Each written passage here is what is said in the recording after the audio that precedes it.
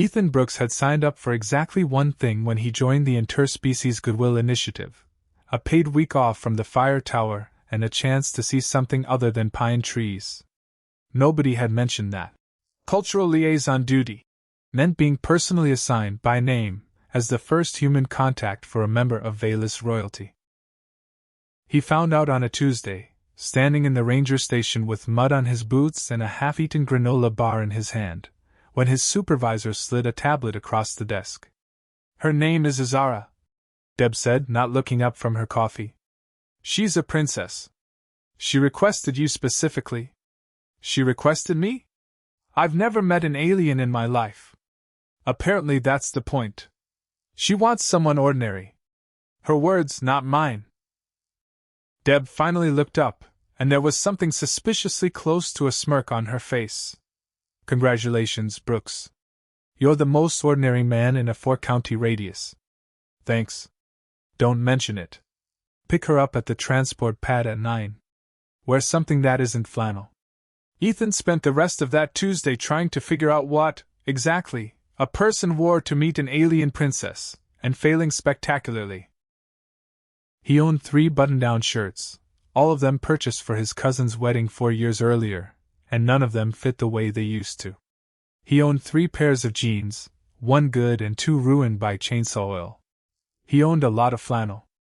He called his sister that night, mostly because he needed to say the words out loud to someone who'd believe him. "An alien princess," Sam repeated, in the tone of a woman deciding whether her brother had finally cracked from too many solo shifts in the fire tower. "Okay. And she asked for you?" "By name. That's what they said." "Ethan, you talk to trees more than you talk to people. What is a princess going to want with you?" "I have no idea. That's the part that's freaking me out." "Well," he could hear her smiling through the phone, "don't wear the funeral shirts. And for God's sake, shower." He showered. He wore flannel anyway, because it was October in the mountains and he wasn't about to freeze for diplomacy, and because some stubborn, contrary part of him figured if a princess had asked for ordinary, she could have ordinary in its natural habitat. When the transport shimmered down out of a clear morning sky and the door hissed open, he half expected something out of the movies: tentacles, glowing eyes, a voice like a synthesizer running through a filter.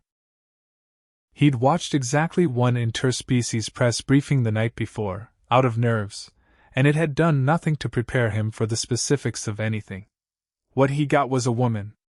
A very tall woman, with skin the deep violet of a plum just before it turns black, and hair like spun silver that moved as though it had its own opinion about gravity. Her eyes were a warm amber, wide and curious, and she wore a simple traveling coat that did nothing to disguise the fact that she was built differently than any human woman he'd ever met: taller, broader through the shoulders, with a frame that spoke of a world where the ground pulled harder than it did on Earth. She stepped off the ramp, looked at the tree line, the gravel lot, the ranger truck, and finally at Ethan, and her whole face lit up like she'd just found the answer to a question she'd been asking her entire life. "You're the ranger," she said. Her voice had a low, musical quality, like a cello played just slightly off from what he expected, resonant in a register human voices didn't quite reach. "Ethan Brooks. You smell like pine resin and coffee." Yeah? That's me." He held out a hand, then wasn't sure if that was the right thing to do, then did it anyway. "You must be Princess Azara." She looked at his hand with open fascination, then took it in both of hers, turning it over like he was a specimen under glass. "Only 5 fingers," she murmured, more to herself than to him. "The historical text said 5, but I confess I thought it might be an error in translation. So many of the early reports contradicted each other." "Nope. 5's the whole set. You can count them if you want." "I did already. Twice." She said it without a trace of embarrassment, which told him more about her than anything else so far. Extraordinary. She said it like she meant it, not sarcastic, not performing wonder for an audience, just plainly, honestly delighted. "I've read 4 books on human physiology, watched every documentary Earth agreed to export, and reviewed the entire diplomatic medical exchange file. I thought I was prepared. And? She smiled, and it was a startlingly warm thing, wide and unguarded, entirely unlike the composed diplomatic photographs he'd glimpsed in his briefing packet the night before. I was not prepared. Behind her, 2 members of her security detail stood at a discreet distance by the transport, tall as Azara but built like the sort of men who did not smile professionally. Ethan glanced at them, then back at her. Are they coming with us? They will remain at the pad, Azara said, with the brisk authority of a woman used to being obeyed. I did not come to Earth to be followed through a garden by men with sidearms. I came to meet a human being. She tilted her head at him, silver hair catching the morning light. You specifically, if the arrangements have gone correctly. They've gone correctly, Ethan said. On the one arrangement they've got. The botanical reserve was Ethan's idea.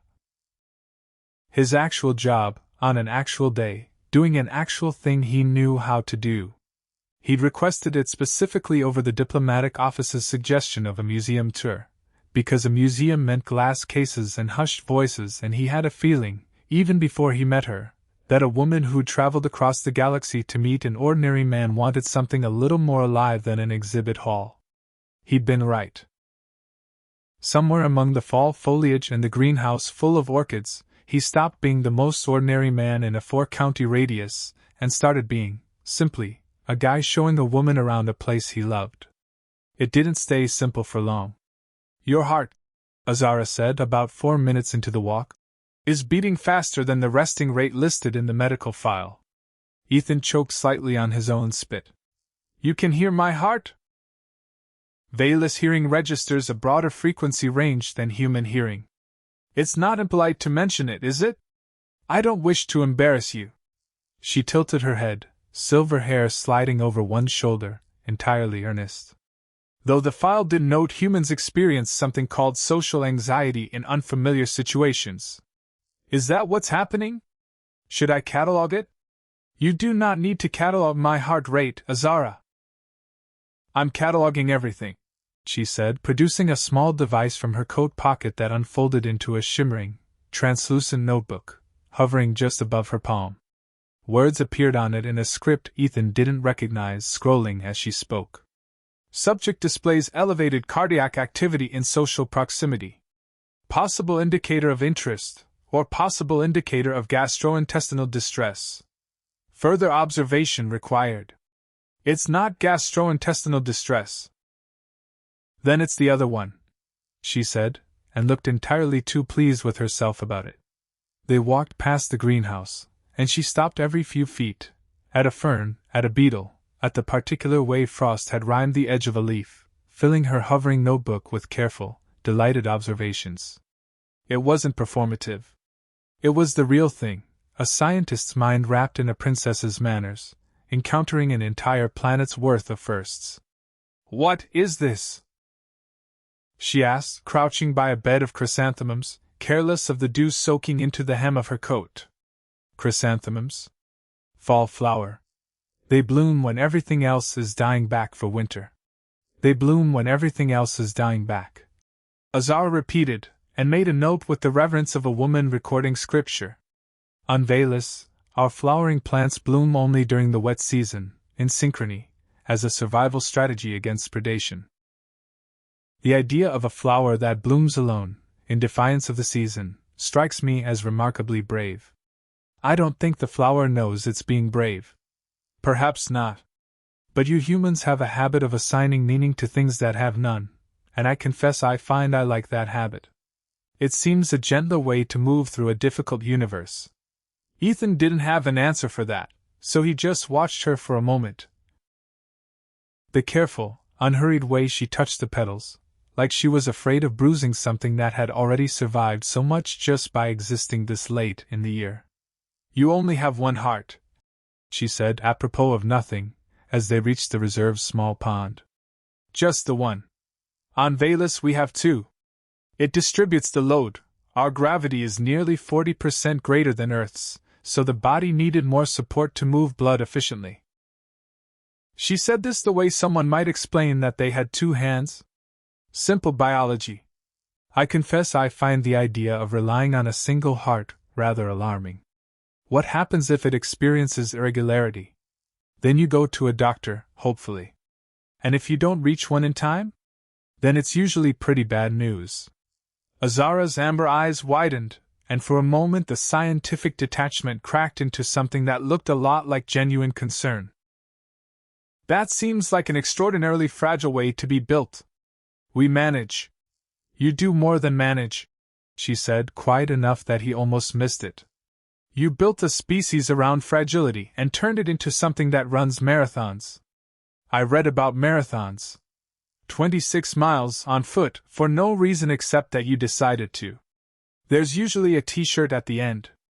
A shirt, she repeated, delighted, and made a note. I would like to see one of these marathons someday. I suspect the historical texts have undersold the spectacle considerably, the way they have undersold a great many things about your species already, and we have not yet reached the cafe. That an ominous statement or a hopeful one? Both, I think, she said, and there was something in the small, private curve of her mouth that made his stomach do something complicated. They'd nearly made it to the cafe. Ethan could see the striped awning through the trees, could already taste the coffee he badly needed after an hour of being gently, relentlessly studied, when Azara stopped walking entirely. She did it the way people stop when they've just remembered they left the stove on. Total, immediate, faintly alarmed stillness. Ethan. Yeah? I need to ask you something, and I want you to know in advance that I am not asking to cause you discomfort. I am asking because the historical texts have failed me twice today already, and I begin to suspect they have failed me a third time. He should have been more worried than he was. Okay. Shoot. She gestured, with the same matter-of-fact clinical air she'd used to discuss his single heart and his 5 fingers, toward her own chest, and toward his. Wait, she said. Humans only have 2. Ethan blinked. Somewhere in the back of his mind a warning siren went off, quiet but insistent, the way it does right before you step in something. 2 what? Azara's brow furrowed, the picture of a scholar confronting an anomaly in the data. Breasts. You only have 2. There are moments in a man's life that arrive without any warning label, and Ethan Brooks would later reflect that this was one of the finest examples he'd ever personally lived through. He felt his face go from its normal color to something significantly redder in the space of about half a second. Ah, yes. 2. That's standard. Standard, Azara repeated, tasting the word like it displeased her. She looked down at herself, then back at him, entirely too matter-of-fact for the moment to feel anything but sincere. On Velas, she explained, gesturing with the easy confidence of someone discussing shoe size. Women had evolved 3, an adaptation from millions of years spent on a high-gravity world where multiple offspring needed to be sustained at once during the brutal Velas dry season. It wasn't remarkable to her. It was Tuesday. I assumed, she went on, that Earth's biology text simply omitted a chapter. Perhaps out of some cultural modesty. Humans have quite a lot of that, from what I've read. The text didn't omit anything. 2 is just it. The whole number. That seems terribly inefficient for feeding more than 1 offspring simultaneously. Most human babies come 1 at a time, so it works out. 1 at a time, Azara said, in the tone of someone filing away a fact that explained several other confusing things she'd read. She made a note in her hovering notebook, entirely unbothered, while Ethan stood there wishing the botanical reserve had a convenient hole he could fall into. That does explain a great deal about your birth rate statistics. I had assumed the low number reflected some kind of ongoing crisis. No crisis. Just biology. I am relieved to hear it. I had begun drafting a diplomatic recommendation regarding fertility assistance. She said this with such earnest solemnity that Ethan didn't know whether to laugh or apologize on behalf of his entire species for wasting her time. Can we? He cleared his throat, aggressively, and gestured toward the cafe. Can we get coffee? Of course. I only wish to be accurate. She fell into step beside him, apparently oblivious to the fact that Ethan's ears had turned a shade of red not typically found in nature. You're embarrassed. A little, yeah? Why? I was not making a judgment. I was making an observation. I know. It's just, where I'm from, that's not really a public sidewalk conversation. Azara considered this with the gravity of a woman filing an important cultural note. On Velis, physical form is not considered private. We evolved without significant body modesty. There was little use for it in a species that raised offspring communally, in the open, under difficult conditions. I did not realize humans felt differently until just now. She paused. I apologize if I caused you distress. You didn't, he said, which was almost true. You just caught me off guard. I seem to be doing that rather a lot today. You're not wrong. For what it is worth, she added, after a moment, in a considerably softer voice, I do not find your configuration lacking. I find it. She searched for the word, turning it over with the same care she'd given the chrysanthemums. Sufficient. Elegant even. 2 is a very tidy number. Thanks. I think. You are welcome. I think, she said, and the smile she gave him then was somehow both entirely sincere and entirely aware of exactly how flustered she'd left him, and Ethan understood, with the sudden clarity of a man realizing he is already in over his head, that Princess Azara of Velis was going to be a menace to his composure for as long as she remained on this planet. He found he did not mind that prospect nearly as much as he probably should have. The cafe was small, warm, and blessedly normal. Mismatched chairs, a chalkboard menu, the smell of cinnamon rolls fighting a losing battle against the smell of strong coffee. Azara took the booth by the window like she'd been coming there her whole life, folding herself into the too small seat with the practiced grace of someone who'd clearly studied human furniture and found it wanting. Your seating is not built for someone my height, she said, adjusting her long legs for the third time. Sorry. We're not really built with 7-footers in mind. I'm not 7 feet. I'm 6'11". She said it primly, as if the extra inch mattered enormously, and Ethan had to hide a laugh behind his coffee cup. The waitress, a woman named Carol who had clearly seen everything this small mountain town had to offer and remained entirely unbothered by an alien princess in her cafe, took their order without blinking. She did pause, briefly, to look Azara up and down with the frank appraisal of a woman assessing a particularly interesting piece of furniture. You're taller than my ex-husband, Carol said. And he played basketball. I am told that is a compliment. Azara replied, entirely serious. Depends on the ex-husband. Carol winked at Ethan, who was doing his level best to disappear into the menu, and left them to it. Azara ordered eggs, toast, and, after careful consultation of a laminated menu, something called a Denver omelet, which she pronounced with the solemnity of a woman placing a diplomatic bet. Tell me about persistence hunting, she said, once Carol had gone. The what? I read that early humans hunted not through speed or strength, but through endurance. You would simply follow an animal. For hours. Until it collapsed from exhaustion, because your species could regulate its body temperature through sweat in a way most animals could not. She leaned forward, notebook forgotten for a moment, her whole attention fixed on him with an intensity that made his ears go warm all over again, for entirely different reasons than before. I find that remarkable. Not clever, exactly. Relentless. That's kind of the human thing, yeah? We're not the fastest, we're not the strongest. We just don't stop. On Velis, we solved endurance through additional cardiac support and increased muscle density. You solved it through sheer stubbornness. She said it like a compliment, and somehow, from her, it was one. I begin to understand why the historical texts described your species as adaptable above all else. It isn't a euphemism for weakness, as I had assumed. It's a strategy. You thought humans were weak? I thought you were biologically unremarkable, she corrected, with the careful precision of someone unwilling to lie even gently. One heart. No claws. No natural armor. Skin that burns in sunlight and freezes in cold. I assumed the text described you as adaptable because there was little else to praise.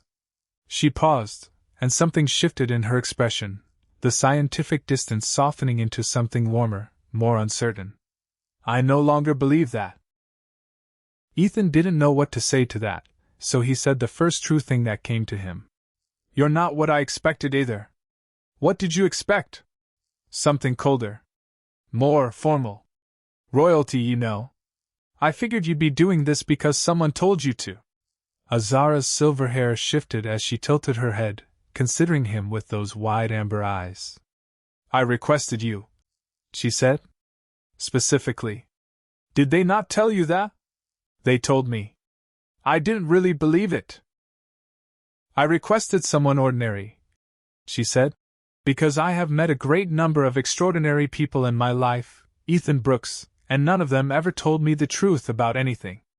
Ambassadors tell me what serves their nations. Suitors tell me what they think I wish to hear. Even my own advisors soften their reports so as not to trouble a princess. Her mouth thinned briefly, and Ethan caught a glimpse of something tired underneath all that scientific delight. The particular loneliness of being important to everyone and known by almost no one. I wanted to meet a person who had never been trained to perform for a princess. I wouldn't know how to perform for a princess if you paid me. I am aware. It is, I think, the primary reason I chose you. Her mouth curved, small and private. I find I am glad I did. The omelette arrived. Azara regarded it the way a diplomat regards a peace treaty of uncertain terms, and then, with visible resolve, took her first bite. Her eyebrows went up. She took a second bite, considerably less cautious than the first. This is extraordinary, she announced. It's an omelette, Azara. It is eggs, and cheese, and something salted and smoked that I cannot identify, combined in a manner that should not work and somehow does. She pointed her fork at him with the seriousness of a woman making a diplomatic accusation. I have eaten at state dinners on 11 different worlds. None of them prepared me for this. That's a ham and cheese omelette from a diner that doesn't have a website. Then the diner is criminally underrated, she said, and took another bite, and Ethan found himself grinning so hard his face hurt. They stayed at the cafe until the light outside went long and gold, and somewhere between the omelette and the second pot of coffee, the conversation stopped being an interview and started being something else entirely. Azara asked about his life, why he'd become a ranger, what it felt like to be alone in a fire tower for weeks at a time, whether he minded the quiet. I like the quiet, he told her. Doesn't ask anything of you. I have never experienced quiet in that sense, she admitted. On Velis, a princess is rarely alone. There is always someone watching, recording, evaluating. I came to Earth in part to see what silence felt like. And it is very loud, in its own way. She smiled, a little rueful. Birds. Wind. Your heart when you're nervous. A beat. You're nervous now. Comes with the territory. I don't mind it, she said. I find I like being the reason for it. He told her, eventually, about his mother. How she'd raised him and Sam alone after their father left, how she'd worked 2 jobs and never once let either of them see her tired, how she'd died 3 winters back of something the doctors caught too late, and how the fire tower had become, in the year after, the only place quiet enough for him to grieve properly. Azara listened to all of it without once reaching for her notebook. When he finished, she reached across the table instead and put her hand over his. The first time she'd touched him since the handshake that morning, and it landed with a weight that had nothing to do with gravity. On Velis, she said quietly, we believe grief is a debt owed to love. The larger the love, the larger the debt, and it must be paid in full before a person can move forward honestly. I think your grief is a very large debt, Ethan Brooks, and I think you have been paying it alone in a very tall, very quiet tower for 3 winters. Something like that. I am sorry for your loss. And I am glad, selfishly, That the tower did not swallow you whole before I arrived to interrupt your solitude. You're not interrupting anything I mind losing. By the time they left the cafe, her holographic notebook had filled with pages upon pages of notes, not just the clinical observations from the morning, but softer things. Subject laughs before he means to, as though caught off guard by his own amusement. Subject apologizes reflexively, even for things requiring no apology. Subject's hands are callous from work, and he is visibly uncomfortable with idle stillness. He needs a task, however small, to feel at ease. Subject speaks of his mother with a grief that has been carefully organized rather than resolved, the way a man packs a grief he intends to carry rather than set down. Somewhere in there, tucked between the biology and the behavior, was a note that read simply, "I like him." This was not in any of the texts. She didn't show him that page. He wouldn't have minded if she had. "I think," she said, as they walked back toward the transport pad in the fading light, her earlier scientific detachment entirely gone, replaced by something quieter and more honest, "that books are a terrible way to learn about humans." "Yeah? They taught me your anatomy." "They did not teach me that you'd give a stranger your jacket without being asked, or that you'd rather embarrass yourself trying to explain a joke than let it go unexplained, or that you say sorry when you mean thank you, and fine when you mean terrified." She looked at him, and there was nothing clinical left in her expression at all. The texts never once mentioned kindness. I think that was the most important chapter, and somehow it was the one they left out. Ethan didn't have a smart answer for that. He just said, "I'm glad you came anyway." "So am I." The transport hummed to life behind her, its lights spilling gold across the gravel lot, and for a moment neither of them moved. "Same time next week?" he asked, before he could talk himself out of it. Azara's smile was the kind that made a man forget entirely about his own dignity, about how thoroughly she'd embarrassed him in a public garden 3 hours earlier, about anything at all except the simple fact that he wanted to see it again. "I have several more questions," she said. "About human hearts, specifically. I find I need considerably more data. I think that can be arranged." She stepped back onto the ramp, silver hair catching the light, and looked at him one last time before the doors began to close.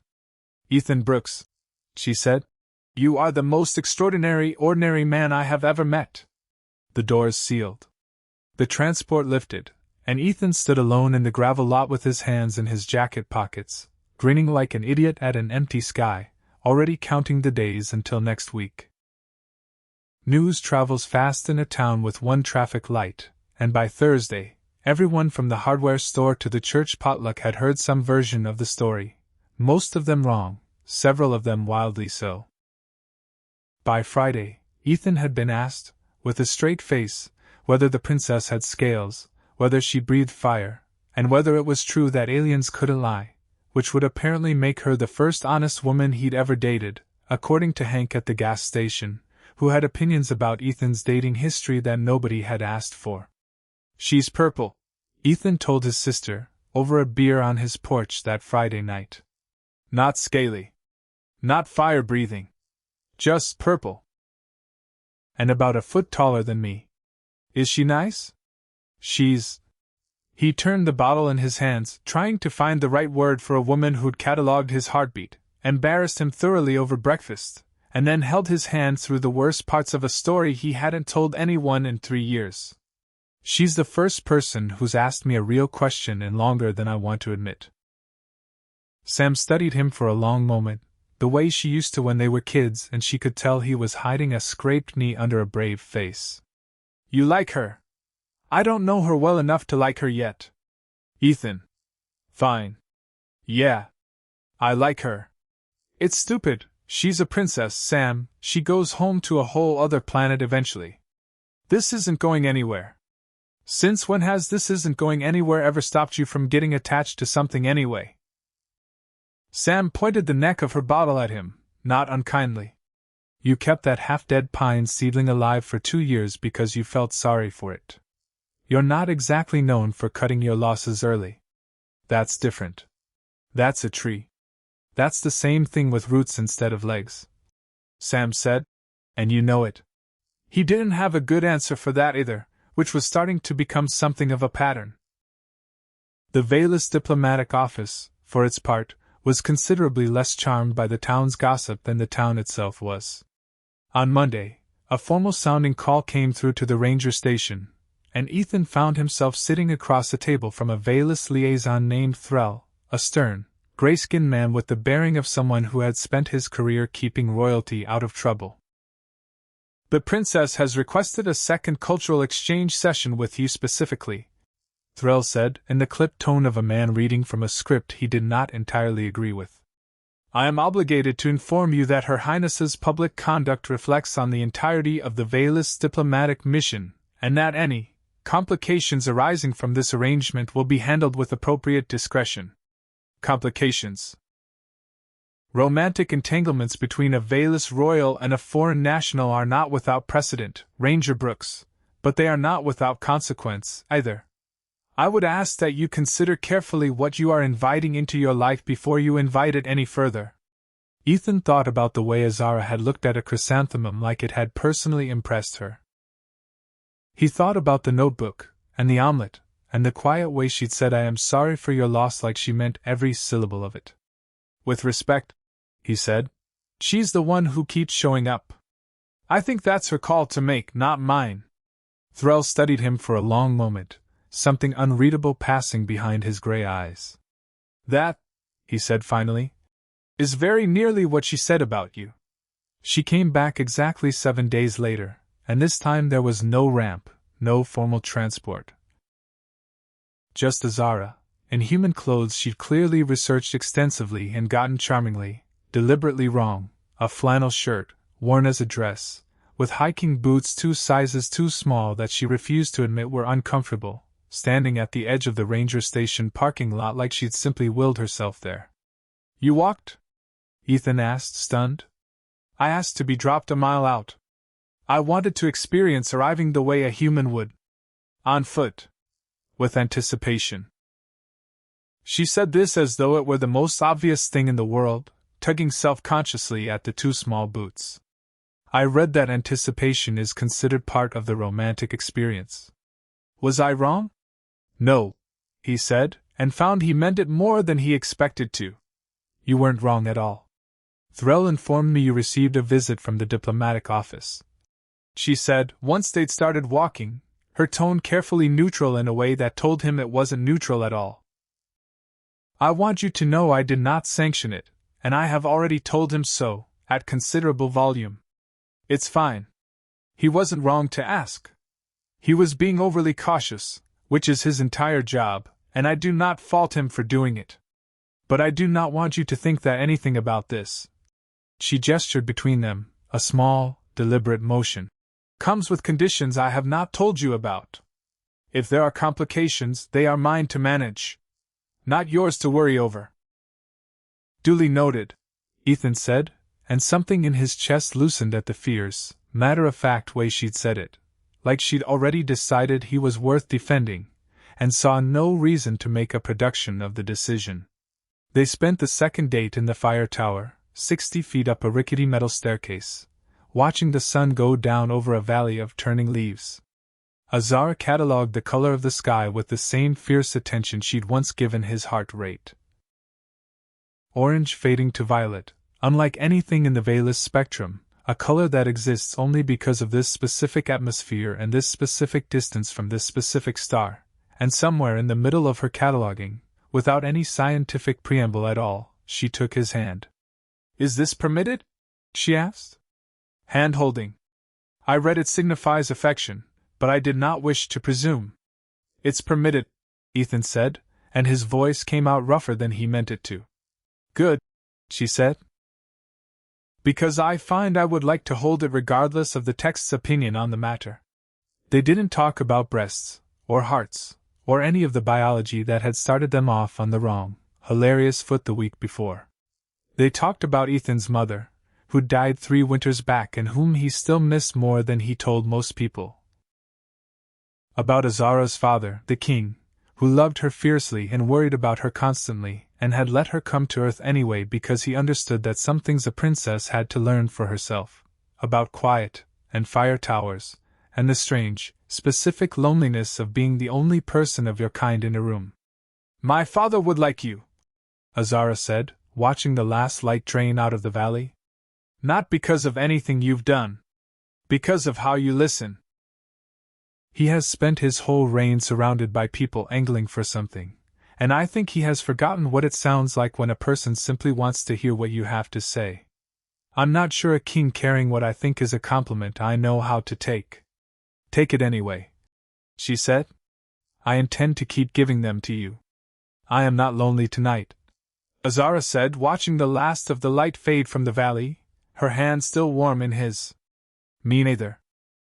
There would be more dates after that, a dozen, then more than Ethan could easily count, spanning a season that turned from October gold to a hard, bright November, then to the first snows of December. Azara came every week, sometimes twice, arriving on foot when she could manage it and by transport when the diplomatic schedule wouldn't allow otherwise, and each visit added another page to a notebook that had long since stopped being a scientific record and had become, instead, something closer to a diary. She learned to ice skate on the reservoir behind the ranger station, falling twice and laughing both times with the delighted lack of dignity of a woman who had never once, in her entire royal life, been permitted to fall down in public. She learned to make pancakes, badly, in Ethan's small kitchen, flour handprints on the counter and on her cheek and, somehow, on the ceiling. She learned that human coffee, unlike the veilless stimulant tea she'd grown up on, could be made a dozen different ways depending on mood, and she developed strong, specific, occasionally contradictory opinions about all of them.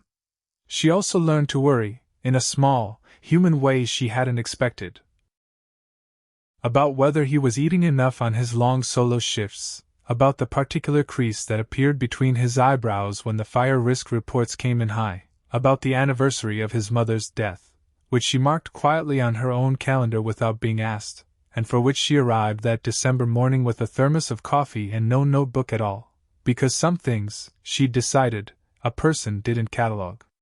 They simply showed up for. "I don't want you to say anything wise," Ethan told her, when she found him sitting on the porch steps in the cold, staring at nothing in particular. "I just want the coffee." "Then you shall have only the coffee," Azara said, and sat beside him in the snow without complaint, her shoulder against his, saying nothing at all for the better part of an hour. Which, for a woman who had filled an entire notebook cataloging every observable detail of his existence, was its own kind of extraordinary gift. Azara stopped writing clinical observations about human anatomy sometime around the fourth date. She started writing things like, "He makes coffee for 2 people even when he thinks I might not come. He has for 3 weeks. I have come every time, and I intend to keep coming every time, for as long as he keeps making the coffee. Today he told me he loved me before I told him, and then spent several minutes apologizing for saying it first, as though love had a correct order of operations. I informed him it did not. He seemed relieved. I no longer believe humans are biologically unremarkable. I believe they are simply remarkable in ways no instrument on Velis was built to measure. Kindness does not show up on a scan. Neither does the particular warmth of a hand that has spent a lifetime doing hard, quiet, unglamorous work, and still reaches for yours like it's the easiest thing in the world. I told my father about him tonight. I was afraid, which surprised me. I have never been afraid to tell my father anything. He asked only one question. Does the man make you laugh in a way the court never has? I said yes before I had finished considering the question, which I think answered a second question neither of us asked aloud. There were harder weeks, too, that winter, weeks Azara did not write down until much later, when the sting of them had faded enough to be examined without flinching. There was the week a fire crept too close to the ridge above the ranger station, and Ethan spent 4 days on the line with a crew of exhausted men, coming home each night with soot in the creases of his hands and a hollowed-out look in his eyes that no notebook entry could have adequately captured. Azara had wanted, desperately, to help, to fly in Velas suppression drones, to requisition emergency medical staff, to do something with the resources a princess could summon with a word. And Ethan had gently, firmly, told her no. "This is our fire," he said, sitting on his porch steps at 2 in the morning, smelling of smoke and exhaustion. "Our crew. Our mountain. I know you want to fix it. But some things aren't yours to fix, Azara. They're just yours to sit through with someone. That feels like a very inefficient use of everything I could offer. Maybe. But it's what I need." He looked at her then, red-eyed and stubborn. "I need you here. Not solving it. Just here." She had not understood it, not fully, not that night.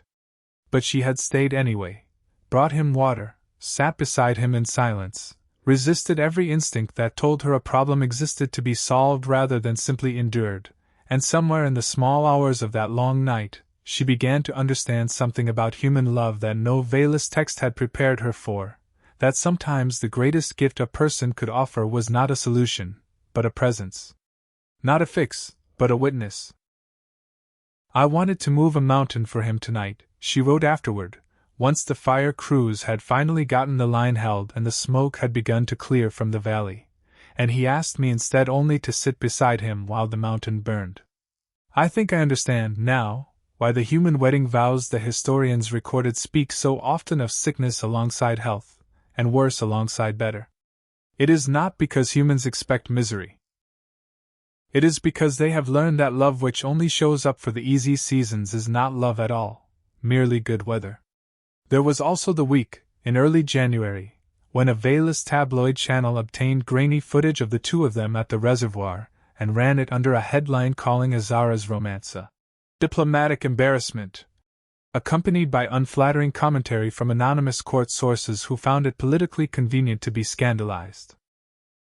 Ethan hadn't understood the language it was broadcast in, but he'd understood Azara's face when Threll showed it to her, the particular fury of a woman who had spent her entire life being discussed rather than heard. "Let them talk," she said finally, closing the projection with more force than strictly necessary. "I did not travel across the galaxy to let a broadcast decide who I am permitted to love. You okay? I will be." She exhaled, some of the fury draining into something more tired. It is exhausting, being a symbol before one is permitted to be a person. I imagine it is a particular kind of loneliness you have never had to experience. "No," Ethan admitted. "But I know a little something about people deciding who you are before they bother to ask." "Do you?" "Small town. Quiet guy who talks to trees more than people, according to my sister. People decide you're one thing pretty fast, and it's hard to convince them otherwise once they've made up their mind." He shrugged. "I got good at not caring what the gossip said. Figured you could borrow the trick if it helps." "It might," Azara said, and some of the tension eased from her shoulders. "Teach me sometime how a person learns not to care." "Practice, mostly. And a few people around who know the truth and don't need convincing. I qualify as the second category, I hope." "You're at the top of the list," Ethan said, and meant it more than any sentence he'd spoken in years. There was a gentler week, too, that same winter, one Azara returned to often in memory long after the notebook had been retired to a drawer. The week of the town's holiday festival, when Ethan brought her, bundled in a coat 2 sizes too small because she still refused to admit human proportions defeated her, to the little square where the whole town gathered for cocoa and a bonfire and a truly terrible community choir that nonetheless sang with more heart than skill. She had never, in her entire life, stood in a crowd of strangers who wanted nothing from her at all. No treaty, no favor, no careful diplomatic phrase weighed for its political cost. They wanted only to hand her a cup of cocoa, ask if she was the ranger's alien, and upon confirmation, welcome her with the easy, unguarded warmth of people who had decided, collectively and without much discussion, that anyone Ethan Brooks loved was worth loving in return. "They don't perform for me," Azara said, watching the bonfire throw gold light across a crowd of faces she was slowly learning to recognize and name. "Not one of them. Small towns don't really do performing. Ethan said. Mostly we just do nosy. But it's honest nosy. I find I prefer it enormously to the alternative. She wrapped both hands around her cocoa, watching the choir mangle a carol with tremendous enthusiasm. On Veles, every gathering I have ever attended existed to be observed and evaluated. This is the first celebration I have ever attended that exists simply because people wish to be warm together on a cold night. Welcome to the good part of being ordinary. I begin to understand, Azara said, why you were so difficult to convince that anything about yourself was extraordinary.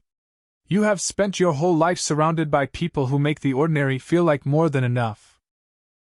She looked at him, firelight catching in her amber eyes. I would like that too, please. For as long as you'll have me. That's the whole rest of my life, if you're offering. I am offering, Azara said, and kissed him in front of the entire town, the bonfire, and one deeply unimpressed goat that had wandered in from a neighboring farm, to a chorus of approving whoops from Hank at the gas station that neither of them ever quite lived down.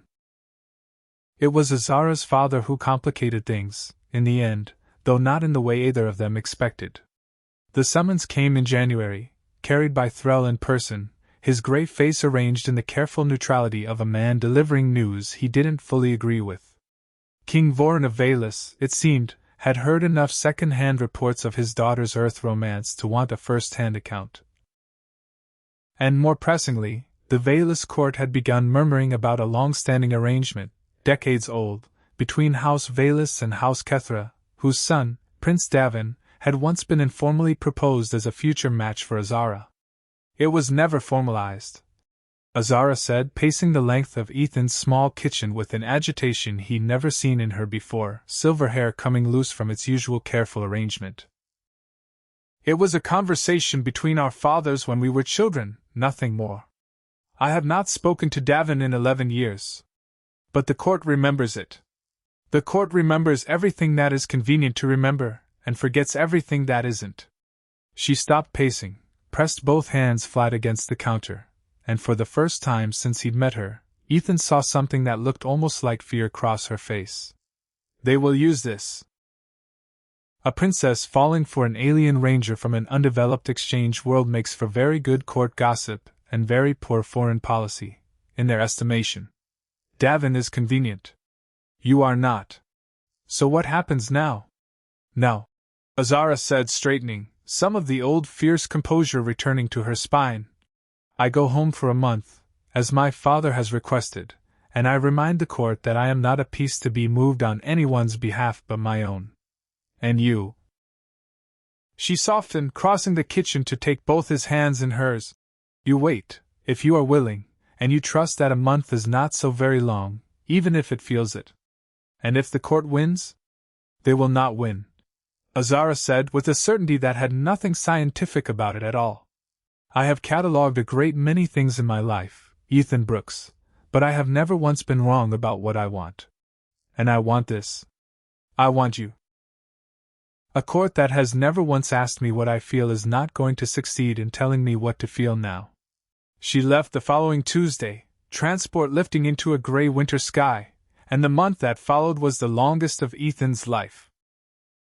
He kept the fire tower running, kept the coffee maker set for 2 out of a stubbornness he didn't examine too closely, and tried not to think too hard about a prince named Davin who had presumably never once embarrassed himself over the correct number of human hearts. On Veles, the palace was built into a cliffside overlooking a violet sea, all high ceilings and low gravity-defying architecture that would have seemed impossible on Earth. Azara had grown up running its corridors, had been fitted for her first diplomatic gown before she could walk properly, and had never, in 26 years, wanted to leave it half as much as she wanted to leave it now. Her father received her not in the throne room but in his private study, a small, book-lined space that smelled of the same stimulant tea he'd been drinking since before she was born. You look tired, King Vorin said without preamble. I am tired of being discussed as though I were a treaty clause. You are a treaty clause to some of them. You have always been. He gestured for her to sit, and poured her tea without being asked, the way he'd done since she was small enough to need help holding the cup. But you are not one to me, And I did not summon you home to negotiate you into Dav and Kethra's arms. I summoned you home because I wanted to see my daughter's face when she talks about the man she loves, and I could not do that from across the stars. Azara's carefully composed argument, prepared over the entire transport ride home, died somewhere in her throat. You're not going to insist on the arrangement? The arrangement was a conversation I had with an old friend when you were both children, made half in jest and taken far too seriously by people with nothing better to gossip about. I have no intention of trading my daughter's happiness for a court's convenience. Her father studied her over his teacup, something gentle in his ancient amber eyes she'd inherited, along with a stubbornness he'd never once apologized for passing down. Tell me about him. So she did, not the diplomatic version, not the version designed for a briefing file, but the real one. She told him about the notebook, and the omelet, and the fire tower, and the way Ethan apologized when he meant thank you. She told him about grief carried like a debt, and coffee made for two out of hope rather than certainty, and a man who had never once, in 4 months, asked her to be anything other than exactly what she was. By the time she finished, her father was smiling in a way she hadn't seen since her mother was alive. He sounds, Voren said, like a man who has already learned the lesson it took me 40 years on a throne to learn. Which lesson? That love that requires a person to perform is not love at all. It is theater. He set down his cup. Go back to him, Azara. Tell the court whatever you need to tell them. I will handle Davin's family myself, quietly, and with far less drama than they seem determined to manufacture. Just like that? Just like that, her father said. I did not raise a diplomat to spend her whole life negotiating everyone's happiness but her own. Before she left his study, Azara paused at the door, one hand on the old carved wood her mother had chosen decades before she was born. Do you think she would have liked him? Azara asked. Mother. Her father was quiet for a long moment, the kind of quiet that meant he was choosing his words with the same care he brought to matters of state. Your mother, he said finally, fell in love with a boy who cleaned stables in the lower city, before politics ever made a king out of me. She used to say the only test that mattered was whether a person made you braver simply by being near them, rather than smaller. He looked up, and there was something wet in his ancient eyes that he did not bother to hide from his daughter. You have come home from Earth taller than when you left, Azara. Not in height. In the other way. I think she would have adored him for that alone. Azara did not trust herself to speak, so she simply crossed the room and embraced her father the way she had as a much younger girl, before crowns and treaties and the whole complicated weight of being a princess had settled onto her shoulders, and for a moment, in that book-lined study smelling of stimulant tea, she was not a diplomat or a symbol or a court's convenient piece. She was only a daughter, loved completely, and about to go home to a man who loved her the same way. The following morning, before her departure, the court convened one final time to hear Voren's ruling on the Kethra matter, and Azara stood before them not as a girl seeking permission, but as a woman informing them of a decision already made. She spoke for perhaps 3 minutes, thanked no one for their patience, apologized to no one for the inconvenience of her own happiness, and left the chamber to a silence that, for the first time in her life, felt entirely like victory rather than scandal. Threll, waiting for her in the corridor, fell into step beside her with the particular expression of a man revising his opinion of a situation in real time. That was not the speech I expected, he admitted. What did you expect? Diplomacy. Careful phrasing. An attempt to placate the Kethra family's pride. He shook his head, something almost like admiration in his stern gray face. You gave them none of that. I have spent my whole life being careful on other people's behalf, Azara said. I find, having met a ranger who has never once been careful with his own heart around me, that I have lost my taste for it. She glanced at him. You disapprove. I did, Threll said. 4 months ago. I no longer do. A pause. For what it is worth, Your Highness, I hope the ranger understands what he has been given. He does, Azara said, with the quiet certainty of a woman who had, in fact, catalogued the matter thoroughly. I have made certain of it. She came back at the end of February, on foot again, the last mile of it in a light snow that dusted her silver hair white and made her look, for a moment, like something out of one of the human fairy tales she'd taken to reading in her spare time. Ethan met her halfway down the ranger station road, because he'd been checking that road every hour for 3 days and finally couldn't stand the waiting any longer. "You're early," he said, breathless from the walk, or maybe from something else entirely. "I have been early to everything since the day I met you," Azara said, and closed the last of the distance between them at a pace that had nothing diplomatic about it at all. "The court is handled. My father sends his regards, and a rather pointed request that I bring you home to meet him properly before the year is out. And Davin Kethra, for what it is worth, has apparently been quietly seeing someone from House Marital for the better part of a year, and is entirely relieved to be released from an obligation neither of us ever wanted. So that's it. It's over?" "It is over," Azara confirmed. "And it was never as complicated as the court wanted it to be. Most things are not, Ethan Brooks. People simply enjoy making them so." She reached up, brushed the melting snow from his shoulder with a tenderness that made his chest ache. "I missed you in a manner the historical texts entirely failed to prepare me for.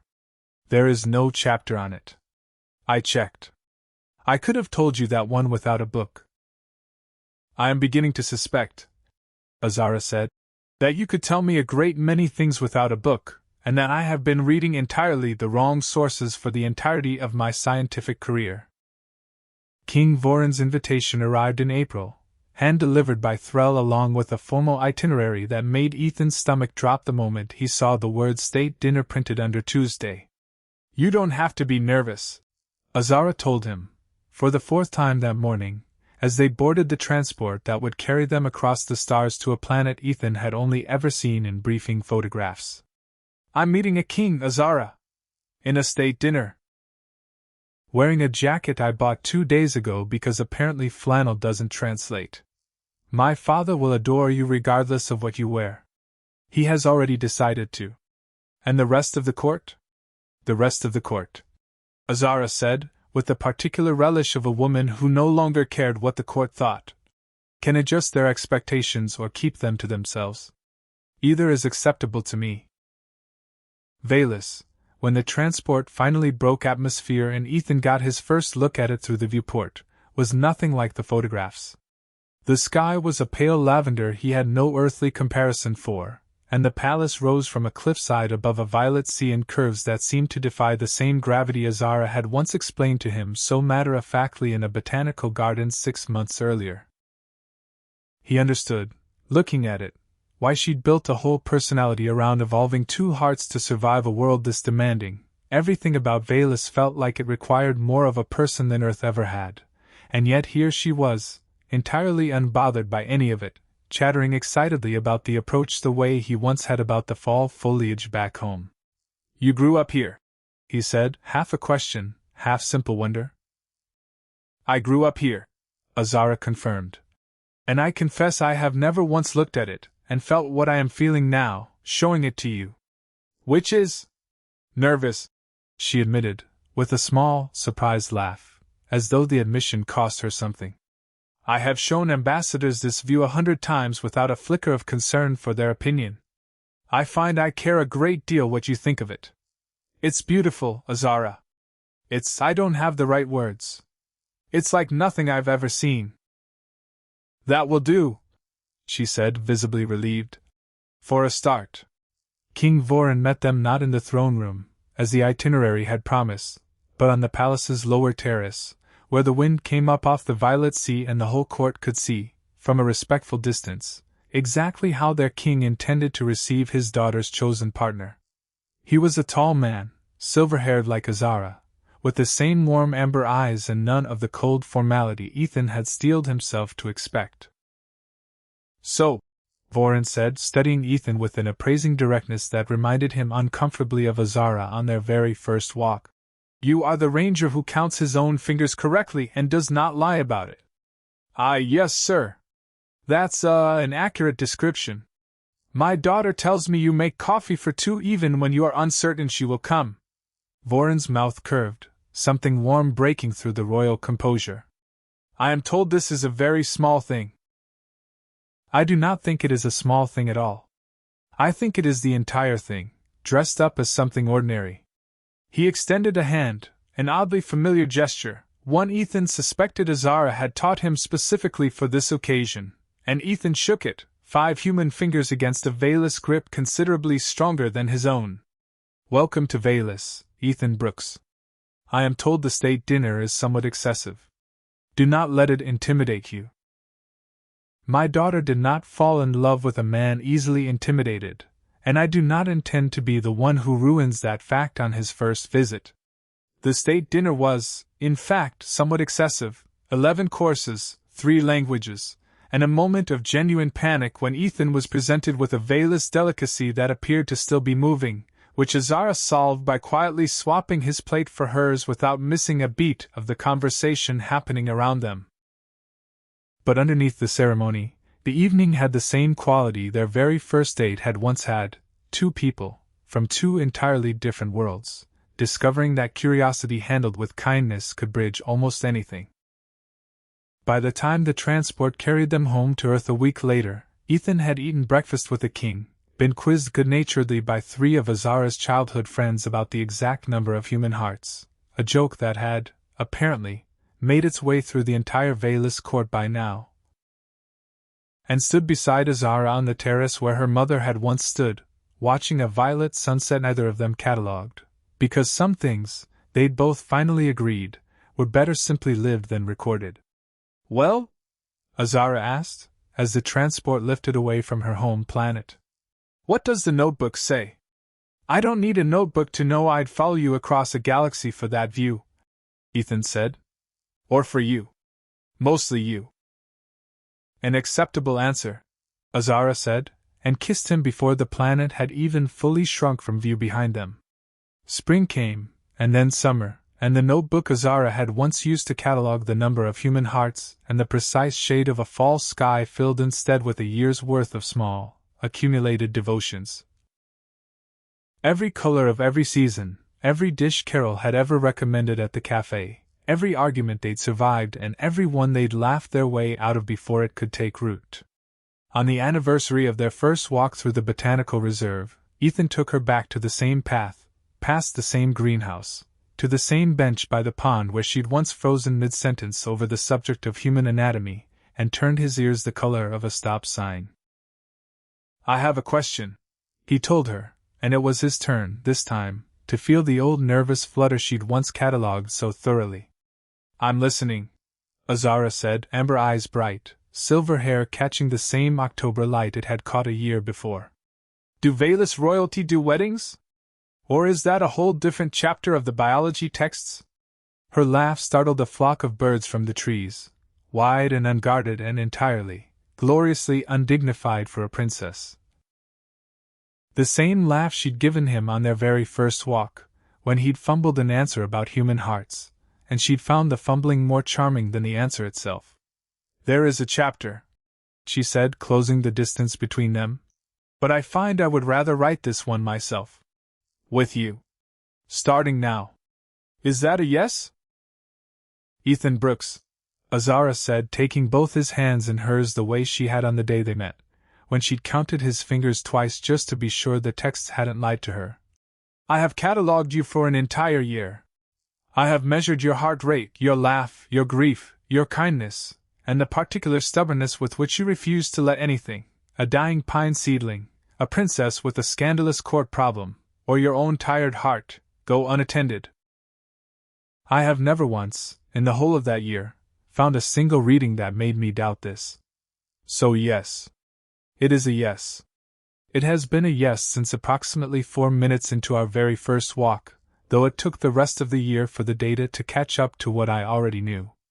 And when Ethan Brooks, the most ordinary man in a 4-county radius, according to his supervisor, and the single most extraordinary discovery of Azara's entire scientific career, according to her, kissed her beside that pond for the first time since the day they'd met, either of them thought to catalogue it.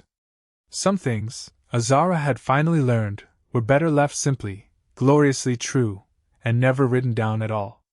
The wedding, when it came, was held neither on Veles nor in the small mountain town where they'd fallen in love, but at the botanical reserve itself, among the chrysanthemums that bloomed alone in defiance of the season.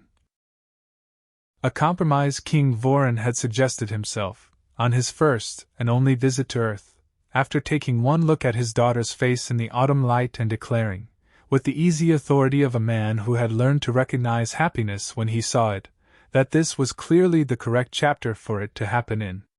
Carol catered the reception, on the grounds that no interstellar diplomat's kitchen staff could possibly do justice to a Denver omelet, and she was not wrong. Sam gave a toast that made the entire Veles delegation cry, which nobody had expected, least of all Sam. She'd started out trying to be funny, telling the story of the phone call where Ethan first confessed to falling for an alien princess, and ended up, halfway through, saying something about how she'd watched her brother carry his grief alone in a fire tower for 3 winters, and how she had never once, in all that time, imagined she'd stand at his wedding watching someone look at him the way their mother used to look at their father before things fell apart. Like he was the safest place in any room he happened to be standing in. King Voron walked his daughter down the aisle himself, over the Veles court's mild protestations about protocol, and whispered something to her just before releasing her hand to Ethan's that she never repeated to anyone, though she smiled about it for the rest of the day. Hank from the gas station attended, uninvited but welcomed anyway, and spent the entire reception telling anyone who would listen that he'd known Ethan was destined for something extraordinary, a claim nobody in town remembered him ever making before that day. Threll, stiff and formal as ever, presented the couple with a small, official-looking scroll that turned out to be nothing more than his own handwritten note, admitting that he had been wrong, for years ago, to doubt a ranger's ability to hold a princess's heart with the same steady patience he held a fire watch. Azara read it twice, laughed until she cried, and framed it before the week was out, hanging it in the small house she and Ethan had chosen together. A compromise like the venue, between a palace and a fire tower, modest, warm, with a porch wide enough for 2 chairs and a view of the mountains she had come, in 4 short years, to love every bit as fiercely as her own Violet Sea. And Azara, in the final entry of a notebook that had begun as a scientific record and ended as something else entirely, wrote this: I came to Earth to study a species I believed I already understood from a distance. I catalogued hearts, and hands, and the particular tragedy of a body built for only 2 of anything. I was, in nearly every particular, wrong about what mattered. The texts taught me anatomy. They never once taught me this: that love does not require a matching number of anything. That a single heart, given completely, weighs as much as 2 given halfway.